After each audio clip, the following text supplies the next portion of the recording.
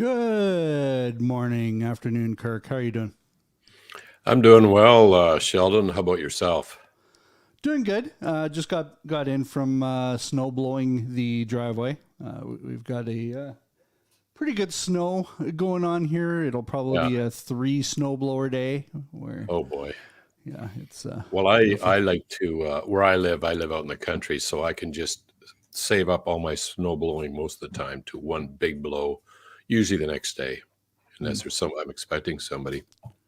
I live down in Southern Ontario, which is I think one of the nice things about Southern Ontario is that it's next door to Paradise, which I describe as Manitoba. Oh So yes, yeah, it's yeah. that's That's that's one where I word grew up. for it. I grew up. I live in And I'm in Manitoba. Manitoba, and I do have to say, and I know I discussed this with you a little bit, Kirk. Is I got a message from the Manitoba Chamber of Commerce saying, well, it wasn't really a Manitoba Chamber of Commerce. It just sounded like it, saying that I needed to be nicer to Manitoba and discuss the good things about Manitoba. For example, house prices compared to Vancouver, very nice. You can get a beautiful home here for about 300,000, which in Wow. Vancouver you can't get anything for 300,000. No, it's same here. Yeah. Yeah, same in Ontario here. Like 300,000 will get you maybe a porta potty rental for a month, but it won't get you a house. Yeah. No, So there's that in Manitoba, but the other part about Manitoba in the winter, because they don't really discuss the winter a whole lot in the tourism Manitoba videos, but we do have good ice fishing here. So Kirk, you were telling me about an ice fishing story. yeah. You got to Oh, discuss this because this is good stuff. I have really good memories of ice fishing back when we lived in Manitoba. We lived about 200 miles northwest of Winnipeg. And the very first time I went out real ice fishing, like I'd make a little hole in the farm pond and fish for minnows, but that doesn't really count. Dad finally, I persuaded him. So we went out there and it took us a solid hour to get through. It was 5 feet thick, that ice, 5 feet thick. It took us a solid hour, starting with an axe. And then we finished off with a crowbar down when it got too deep to swing an axe anymore. But we got a really nice northern pike as a result. Very nice. And northern pike, great fish. Yeah, That's a good love eating them. fish. That's what I grew up Um, on. well, I didn't do a lot of ice fishing when I was a kid, mainly because we were always skating. But the my good memories of fishing as a kid, we were in Saskatchewan at the time, and it was up by Prince Albert. There's some beautiful lakes up there, and going fishing up there. That's good childhood memories. Good childhood memories. A key item for good ice fishing is to have a bonfire on shore. Just start Mm. a fire first, then do your hole and fish. And you can come back to the bonfire and sit around, eat, drink hot chocolate, wait for your tip up flag to pop up, meaning you got a fish online. And those are really good memories. And one time when we got bored, we just got the car driving around on the lake with me, the boys and I, my kids and I. Of course, that ice being, like probably at that time 3 feet thick. There's no danger of falling through the ice when it's 3 feet thick, especially if you've watched Ice Road Truckers. Hmm. And we just had a ball driving around on Lake Dauphin. Good stuff. Before we get into the boycotting, canceling, and big trucks discussion we're going to have today, I wanted to talk a little about the video that you did yesterday that was released with Mr. Dawkins sharing some thoughts on why he doesn't think there should even really be a discussion about God. Doesn't make sense to him. But when before we do that, if you are coming to our channel for the first time, please subscribe, like the video, hit the little bell to be notified of future videos. We are doing these live streams once a week, and then Kirk is also posting some reaction videos like the one he did yesterday every once in a while as well. So do that. And if you're watching the live stream, feel free to comment. And if you aren't watching the live stream, feel free to comment as well. We do read those even after the videos are up for a while. So we would love to hear your thoughts, your feedback. And if you have questions for Kirk, feel free to post those in the comments or on his website, kirkdurston.com. So I watched the video this morning that you had posted, the reaction. And why don't you share a little bit about Mr. Dawkins? Because some people may not know who this person is and why you reacted. Yeah. Well, Richard Dawkins is probably the most famous atheist in the world right now that's alive. And he lives in the UK, and he has a huge following. He's published a number of popular level books on different things. And he basically has some videos online, and he had a short one. I thought, oh, that's nice. About 2.5 minutes long, his video was. I'll just see what it says and comment on it. And he basically said there were 5 best reasons that there is no God. And can you quickly go through those? Do you have them? Probably off the top of my head. Number one is that he said that one of the arguments for God's his first reason is that there are no reasons. Oh yes, and that was so my that's favorite one reason. reason, because there's no reasons.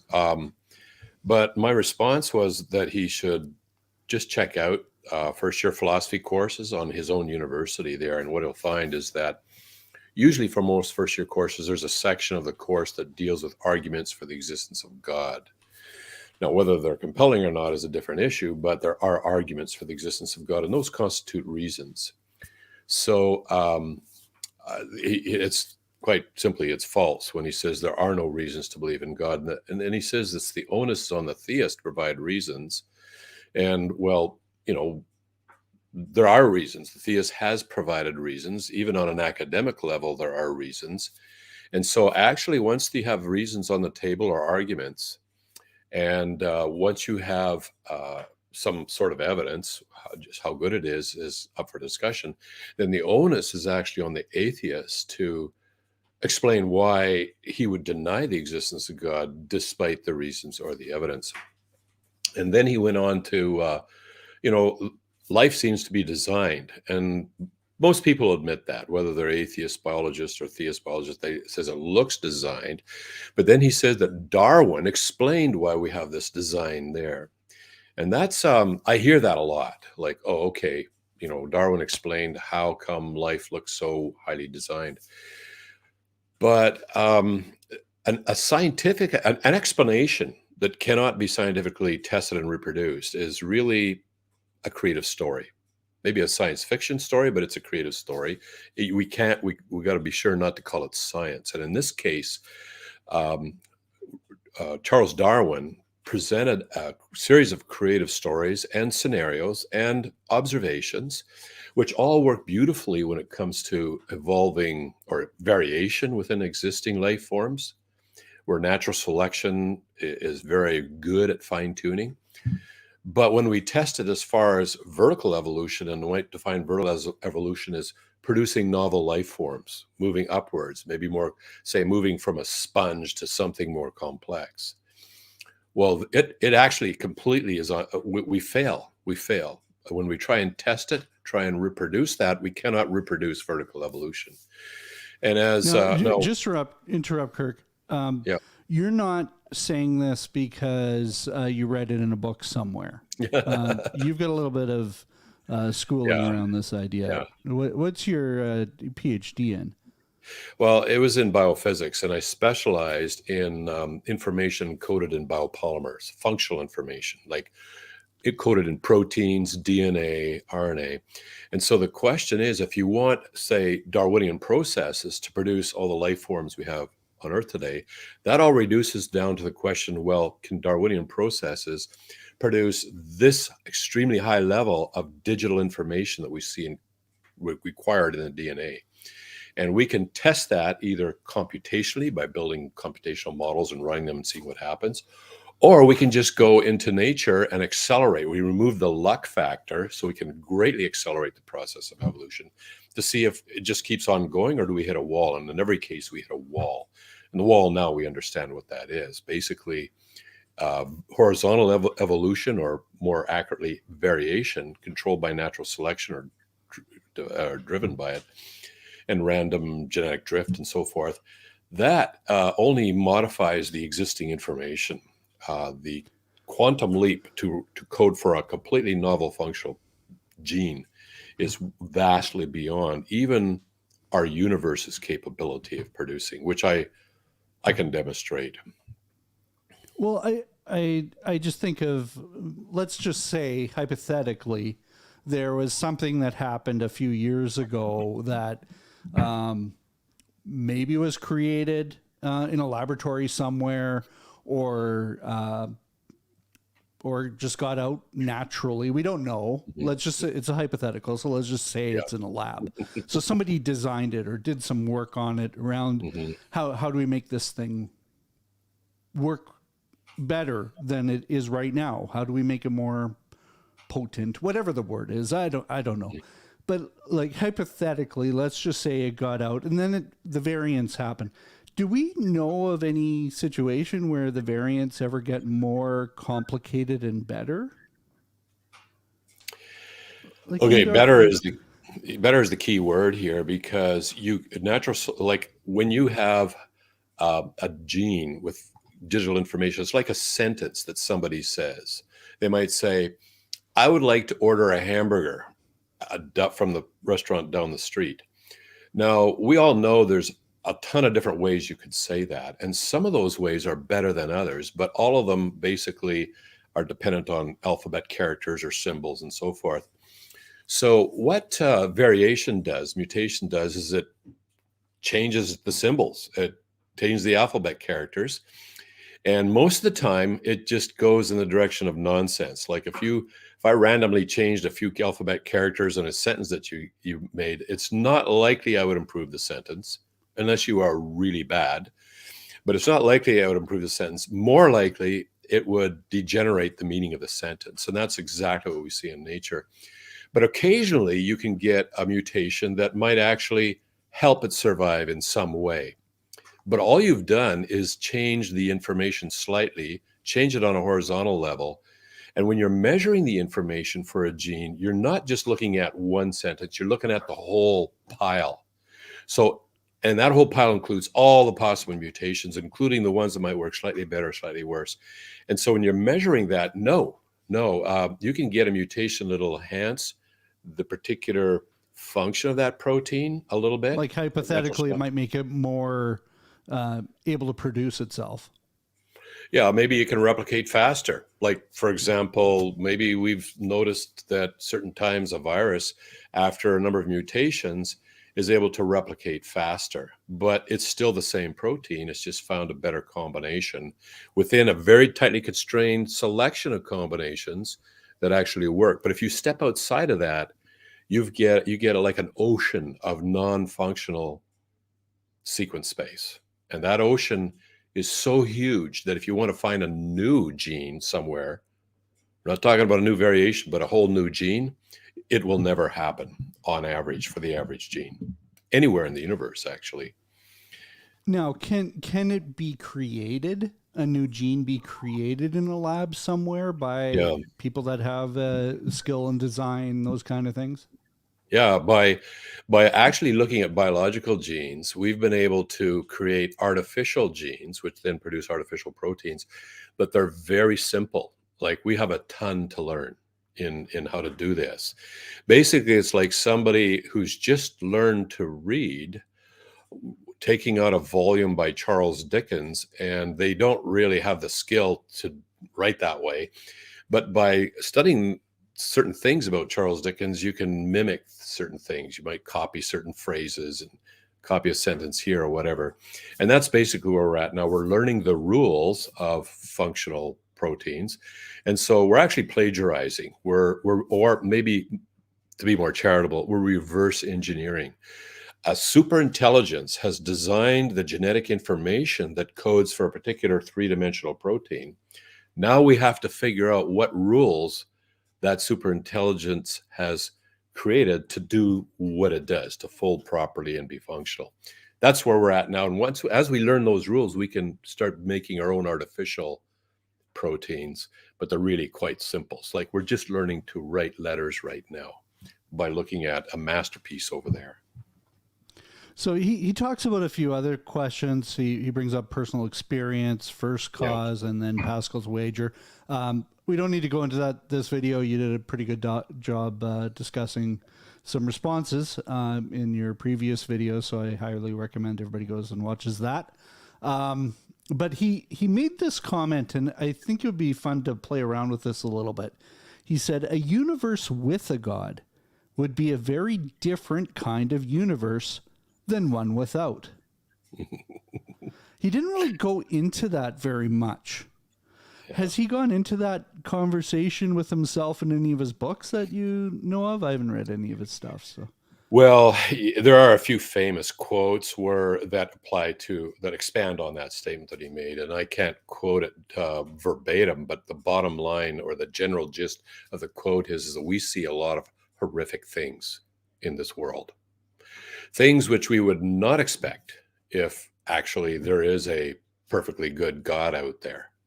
Now, that doesn't mean there's no God out there. It just means that there's not a perfectly good one, at least as far as we can see.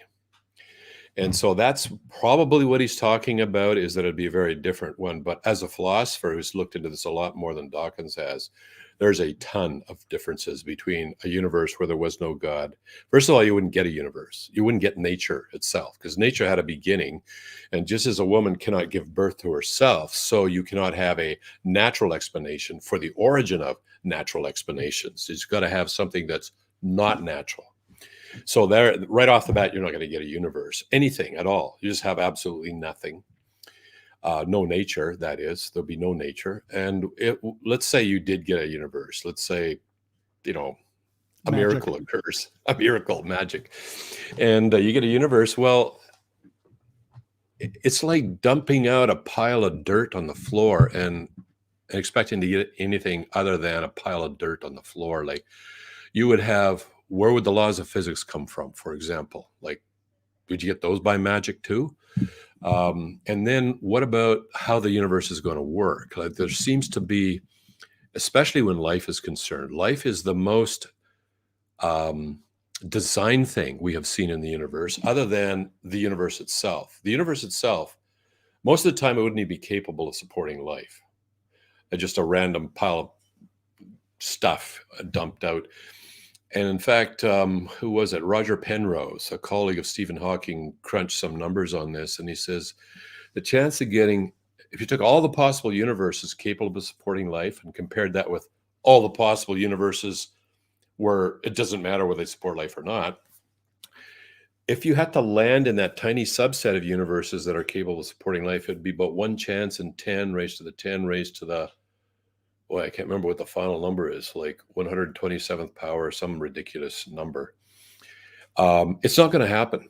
Like that takes incredible intelligence. And so what has happened is that some of the scientists who are thoroughly committed with religious devotion to atheism have come up with the idea that, then maybe it sure looks designed in that case. It looks like there's a mind behind it. But the other alternative is maybe there's an infinite number of universes. So if you got an infinite number of trials, then you're going to get one that's capable of supporting life. In fact, you'll probably get an infinite. But that's kind of like the opposite of appealing to simplicity. You want to deny the one unseen thing you don't want to acknowledge, and instead appeal to an infinite number of unseen things that are untestable. And so there's been responses to this in the literature, even in Nature itself. There's been a couple of good articles that see who basically pointing out this is fantasy. Don't confuse this with science. We're now in the realm of fantasy, and it's actually a threat to the integrity of physics. That was so you have somebody like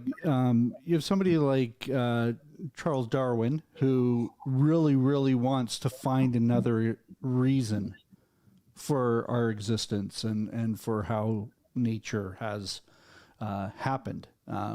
You're starting with the worldview that there is no God, therefore there must be something else. And the interesting thing that I heard from Dawkins was that he said that, well, there's the first cause thing. Darwin solved that. But Darwin never really addressed where all of the material, where that initial first DNA came from. Yeah, no, sorry, go ahead.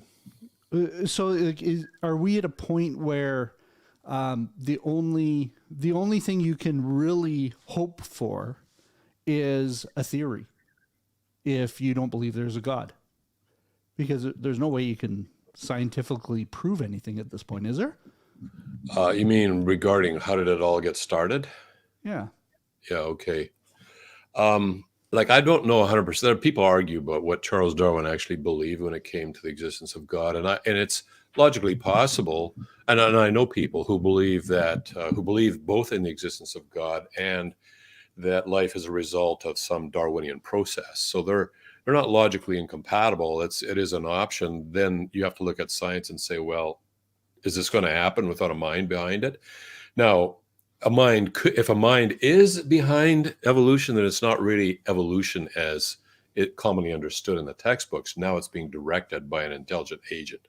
So that's a different thing. But there again, we can test that theory to see, okay, let's see if we can make it happen. We're intelligent. But back to the first thing, no, that's always the problem. And back in Darwin's time, the theory that the steady state theory of the universe was quite popular, and it was popular right up into the 1900s. And that is that the universe just keeps on, basically it's eternal. It just keeps on regenerating itself. So you don't need to worry about what caused the universe, because it's always been there. And it's logically impossible to cause something that has no temporal beginning. It's always existed. So if the universe has always existed, then we don't need to worry about what caused it. But then in the 20th century, we made observations and saw, hey, wait a sec, no, this universe is expanding, and therefore, if you work backwards in time, it had a beginning. Now we know from mathematics it has to have a beginning, not just science, but math. So Darwin basically started mostly from what do we have? Let's say a planet, a primordial collection of molecules and atoms and elements. And let's see where we can go from there. And I actually think his theory is very interesting. At the time, it would have been fascinating. And if I had lived at that time, I would have said, well, let's test this out. Even as a theist, I would say, well, we'll just test this out in case this explains how God did it. So it's very, very, he was a thinker, and I'm impressed with his thinking, but 150 years later, we can reproduce the horizontal natural selection variation, but we cannot get the vertical aspect going. It's just not reproducible. So everything we've talked about now is a set of ideas. Mm-hmm. It's what our worldview is, what we've come to believe. Let's say we're in a different part of the planet where the ideas that we've been talking about are not allowed to be talked about. They've been canceled. Mm-hmm. Well, there are countries that is very much the case. You could actually go to a work camp or be executed. I know one country in particular I've been into where that is very much the case. You start talking about this stuff, you are done. You are finished. So you not only are your ideas canceled, but you'll probably get canceled yourself. And we're living in a society now where the term misinformation is used. Mm-hmm. And sometimes it's used properly, where it's actually untrue what somebody is saying. It's a conspiracy theory that is verified to be not true. It's a fact that it is not true. So there's misinformation that way, but then there's also misinformation where people are discussing theories that have not been proven false, that actually turn out a year and a bit later to be actually more true than what was initially thought of before.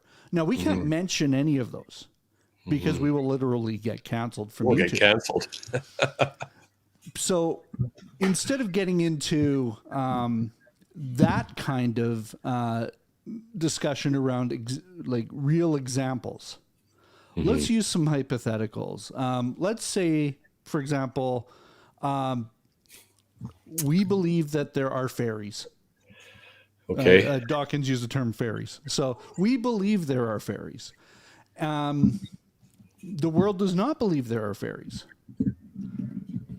At what point do we as a society, or maybe we don't believe there's fairies, but other people do, and they have some theory as to why there are fairies. We don't believe there's fairies. Should we, as a society, try and limit their ability to communicate to the rest of the world that there are fairies? Well, we have to come up with some sort of criteria as to when is it justifiable to maybe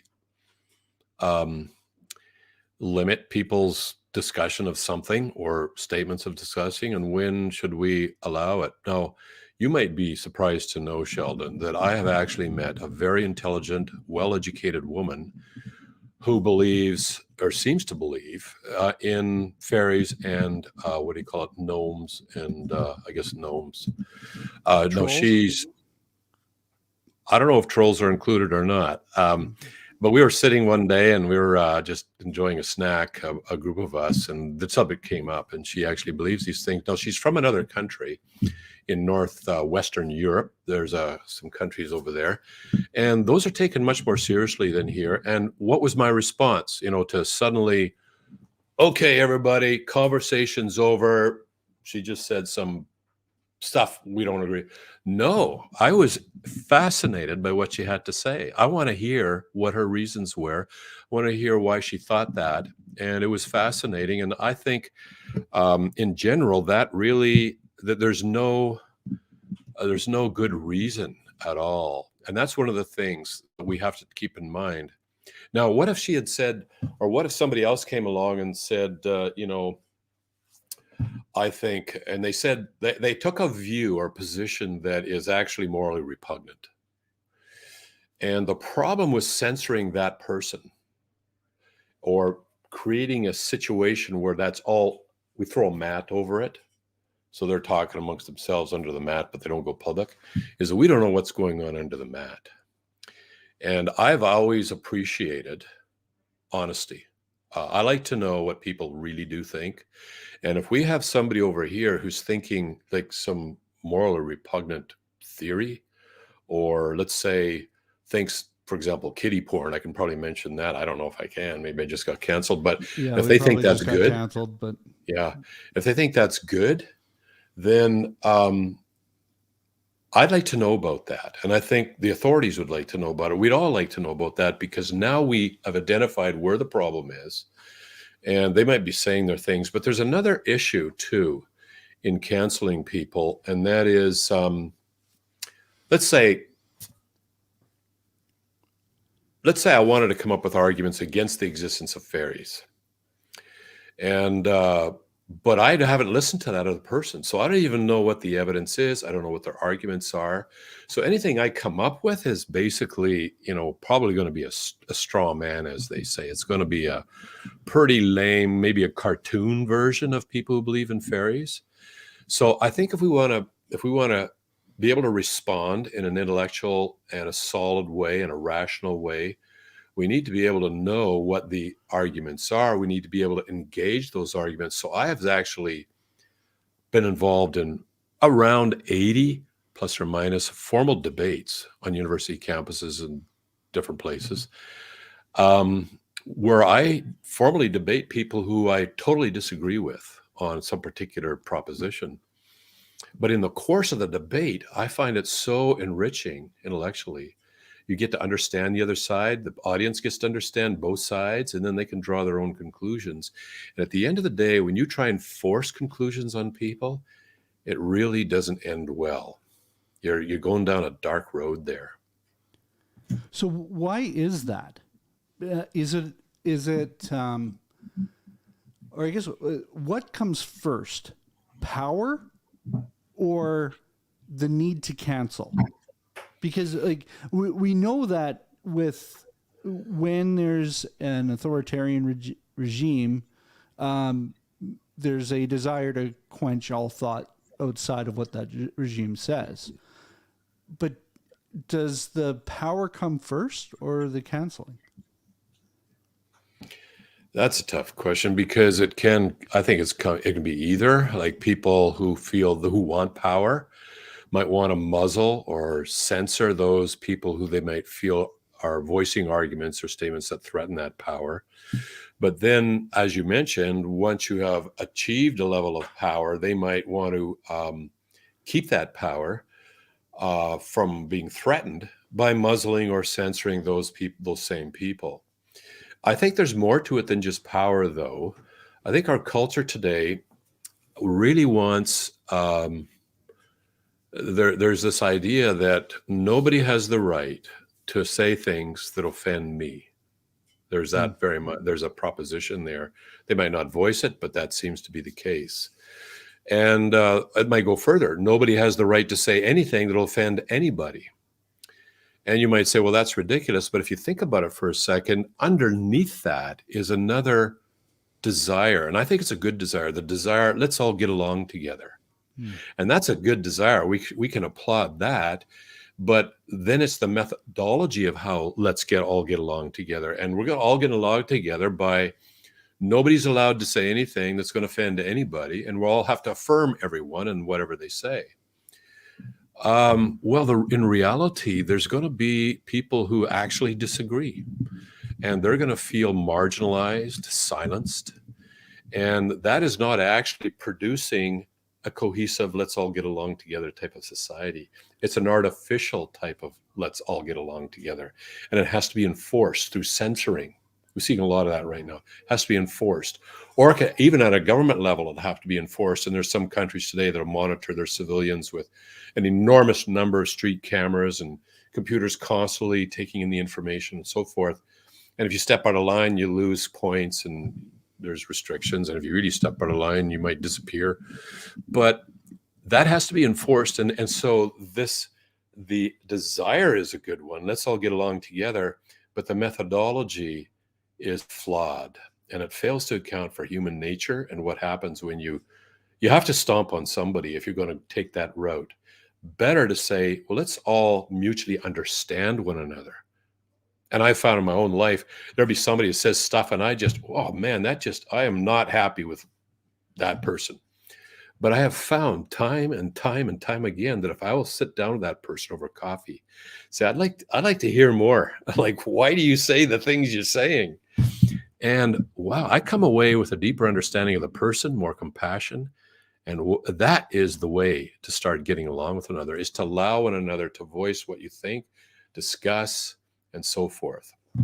There is a moral line somewhere where, it's so terrible. And where the vast majority of people say, no, this is morally repugnant. We can't have this kind of stuff being broadcast. Okay. There is a moral line somewhere. And I guess that's where, when we think of some of the things that are being canceled right now, the moral line is very much a written in sand. Like that line shifts depending on what someone's beliefs are. Yeah. So if it's based on feeling and feelings changed by the day, there's an issue where that moral line is not based on anything. And a lot of times, sorry, go ahead. Well, and if you don't believe that morals are absolute, that moral line is the problem. So, yeah. What's your thoughts on that? Is there a line that we can as society find when there's no such thing as absolute morality? Yeah, well, that is a whole discussion right there. But I think there is a moral there is a moral line. The problem is we humans all are affected by our own biases and our own culture. And so the moral line gets real fuzzy. It doesn't mean there's not one there. It just gets real fuzzy. Can we find the moral line though? And I was talking with a senior sociologist at a think tank, and he was his whole department specialized on social data from the culture. And he told me that even if we had no concept of morality or ethics, what we're seeing arising out of the social sciences is we see there's some things that actually benefit and cause a society to flourish. There's other things that are destructive. And when you begin to look at all those things and say, okay, what rules might we come up with that arise out of the data from the social sciences? He says they were remarkably similar to what in the West we might call Judeo-Christian moral principles. But Judeo-Christian moral principles aren't just unique to Judeo-Christianity.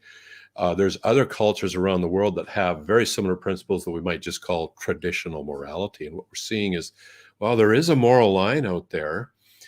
They might argue where this comes from, but there does definitely seem to be rules. But I think another thing that clouds it is our egos, pride, and especially on a political level. So let's say, for example, there's a protest and the people don't like how the protest is being done.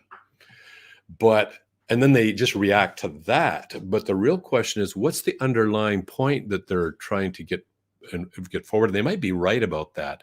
And I know personally, people have talked to me and say, Kirk, you're wrong. And they will be very like a jerk about it. They'll be in my face and just, whatever.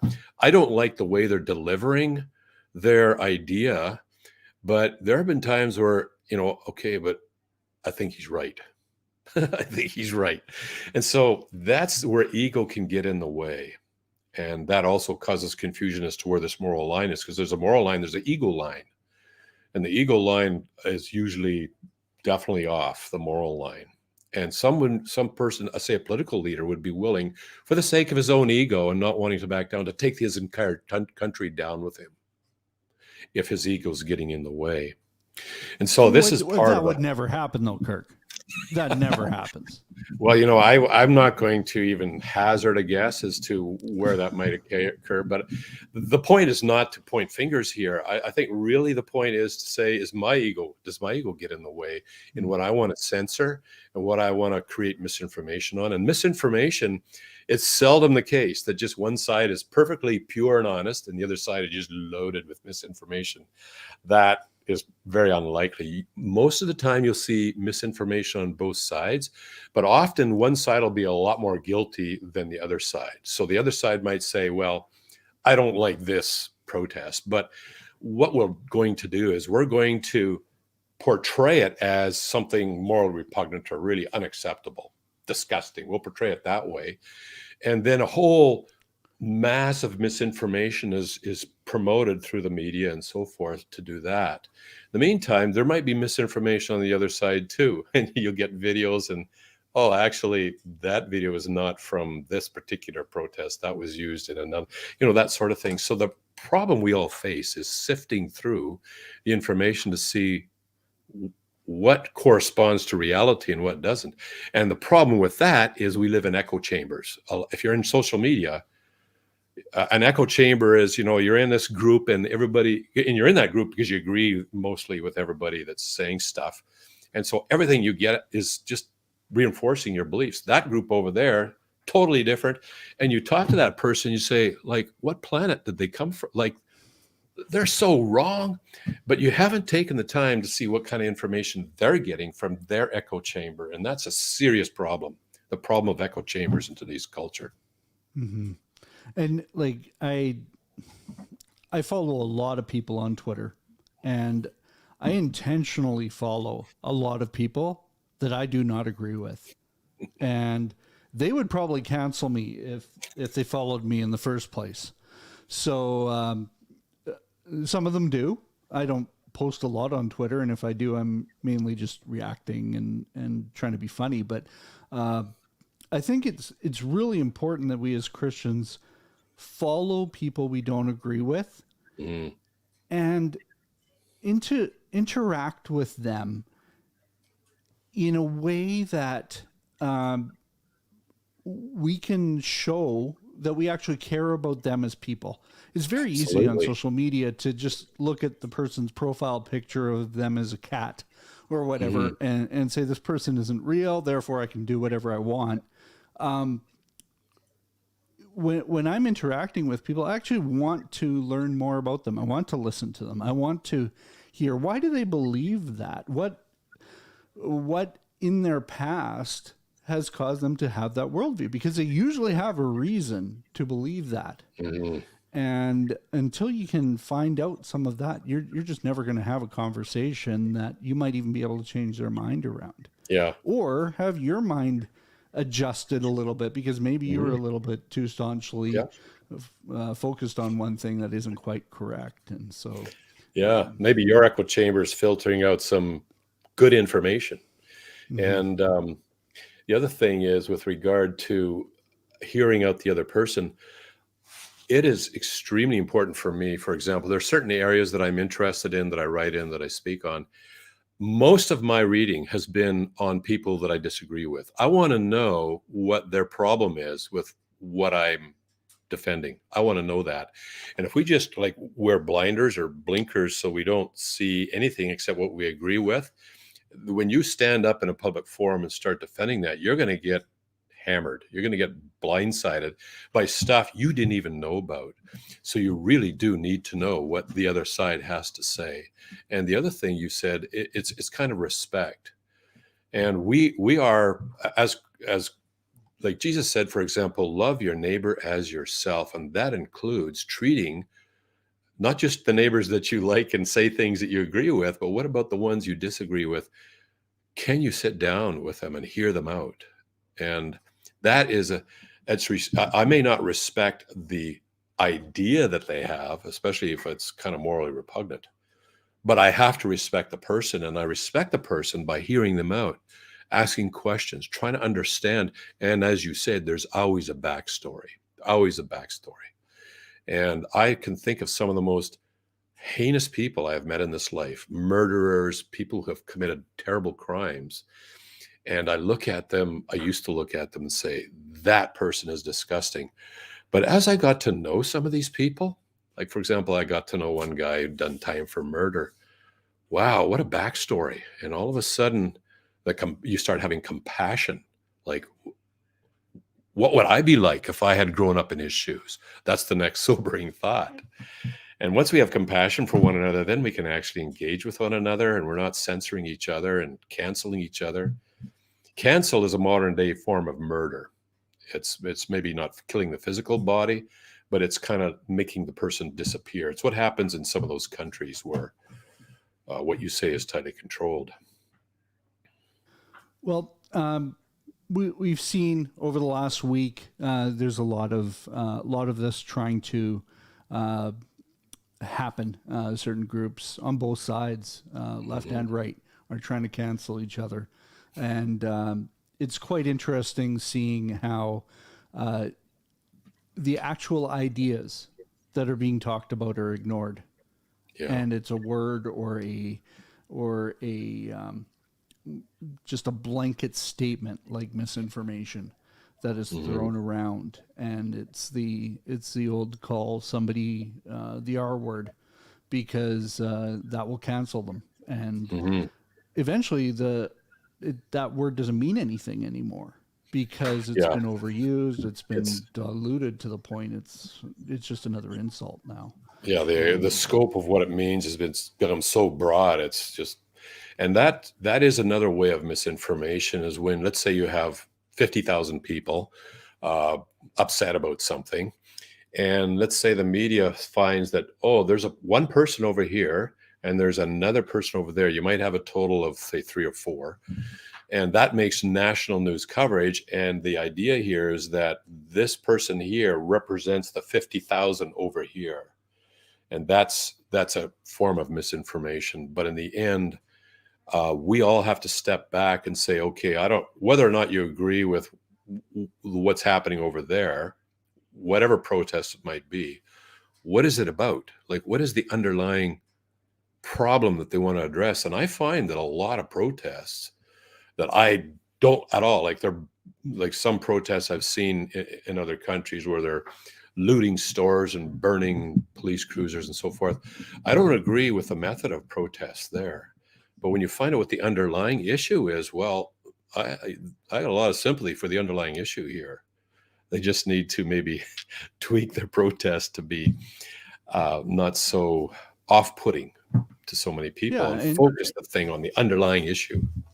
And you also have people that aren't actually part of the protest causing the of problems course, too. So, which we're seeing on both sides, and it's quite interesting when you take the cameraman from 2 years ago and put them in the protests now and just see what their focus is on, and what the Chiron says at the bottom of the news report. It's just what just happened here. It's amazing the difference in how things are being reported on. And so interesting conversation. I really enjoy digging into some of the current events that we're dealing with, because I believe Revelation, there's a lot to it, and we're getting close the way things are happening here. And it does make you think about the prophecies pertaining to the end of humanity. There are so many other factors all converging.